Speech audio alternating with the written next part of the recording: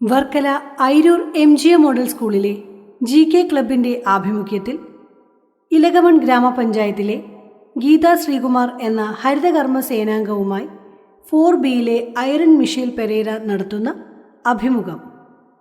എല്ലാവർക്കും നമസ്കാരം. നമ്മുടെ നാടും പരിസരവും വൃത്തിയായി സൂക്ഷിക്കാൻ സഹായിക്കുന്നവരാണ് ഹരിതകർമ്മ സേനാംഗങ്ങൾ. കേരള സർക്കാരിൻ്റെ ഹരിത കേരളം മിഷൻ, കുടുംബശ്രീ ശുചിത്വ മിഷൻ, തദ്ദേശ സ്വയംഭരണ സ്ഥാപനങ്ങൾ എന്നിവയുടെ സഹായത്തോടെ പ്രവർത്തിക്കുന്ന സംഘടനയാണ് ഹരിതകർമ്മ സേന.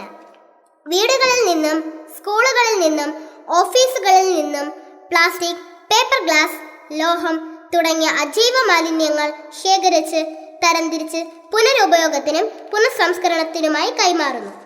ഹരിതകർമ്മ സേനയുടെ കൂടുതൽ പ്രവർത്തനങ്ങൾ നമ്മളുമായി പങ്കുവയ്ക്കുവാൻ GK ക്ലബിൻ്റെ പ്രവർത്തനങ്ങളുടെ ഭാഗമായി അതിഥിയായി എത്തിയിരിക്കുന്നത് ഇലകമൺ ഗ്രാമപഞ്ചായത്തിലെ ഗീതാ ശ്രീകുമാർ എന്ന ഹരിതകർമ്മ സേന അംഗമാണ്.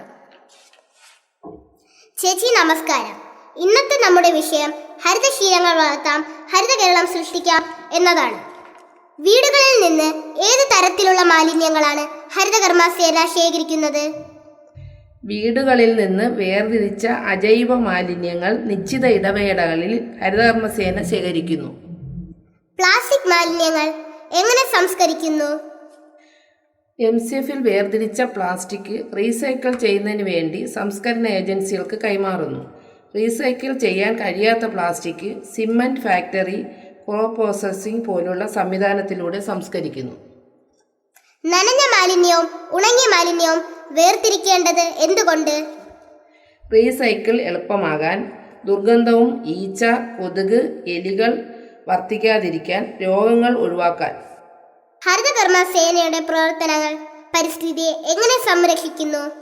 മാലിന്യം ഉറവിടത്തിൽ തന്നെ വേർതിരിച്ച് ശാസ്ത്രീയമായി ശേഖരിക്കുകയും റീസൈക്കിൾ ഉറപ്പാക്കുകയും ശുചിത്വം, പരിസ്ഥിതി സംരക്ഷണവും പൊതുജനാരോഗ്യവും ശക്തിപ്പെടുത്തുന്നു. ജനങ്ങൾ ഹരിതകർമ്മ സേനയുമായി എങ്ങനെയാണ് സഹകരിക്കേണ്ടത്?